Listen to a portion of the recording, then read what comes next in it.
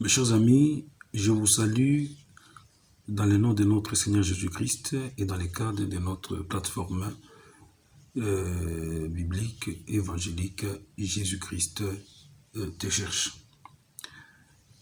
Aujourd'hui, nous allons parler de l'amour de Dieu pour les homosexuels. Nous allons parler de l'amour de Dieu pour ceux qui se sont engagés ou veulent s'engager dans des mariages dits gays.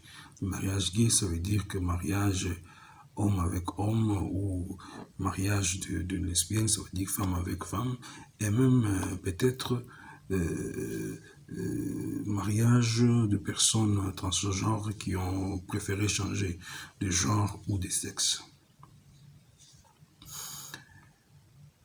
Avant d'aller plus loin, il est peut-être important de définir ce que la Bible appelle mariage. Lorsqu'on lit les livres de Genèse, la Bible dit dans Genèse chapitre 2, verset 18, « L'Éternel Dieu dit, il n'est pas bon que l'homme soit seul, je lui susciterai une aide semblable. » Au verset 21, du même chapitre, « Alors l'Éternel Dieu fit tomber un profond sommeil sur l'homme qui s'endormit, il prit une des côtes une de ses côtes et referma la chair à sa place. L'Éternel Dieu forma une femme de la côte qu'il avait prise de l'homme et il l'amena vers l'homme. »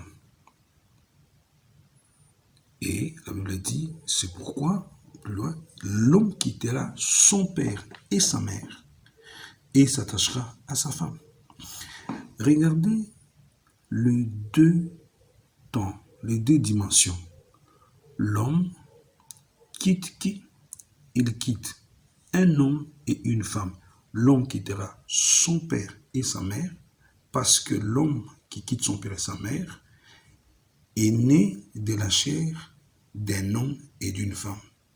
Et de même, lui aussi, l'homme va s'attacher à une autre femme pour perpétuer l'espèce.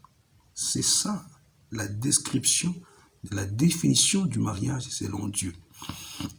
Donc, le mariage est l'union sociale, publique, d'un homme et d'une femme pour devenir une seule chair par la conjonction sexuelle, parce que dans les versions originales des Bibles, on dit que Dieu les créa pointus et troués, et en même temps pour perpétuer l'espèce. C'est pourquoi la Bible, Dieu dit, allez-y et multipliez-vous et remplissez la terre.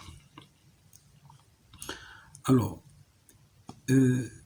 on parle aujourd'hui de mariage gay ou même de la pratique de l'homosexualité. Dans le cadre de mariage gay, l'Occident principalement, l'homme s'est dit qu'il y a les droits de l'homme. Il faut laisser à l'homme la liberté d'exercer, de jouir de certaines libertés ou latitudes que la nature lui donne, ou même si ce n'est pas la nature qui lui donne, qu'il a découvert par la suite, mais qui lui permettent de s'épanouir le plus possible.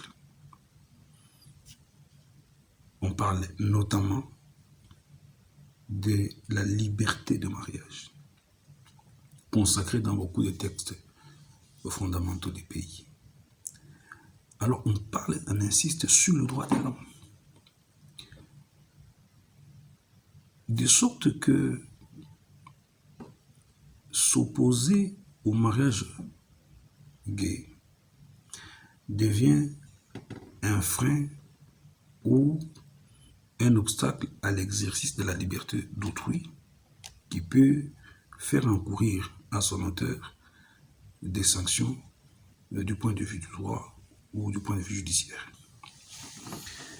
Mais, chers amis, regardons les choses de très près. Droit de l'homme.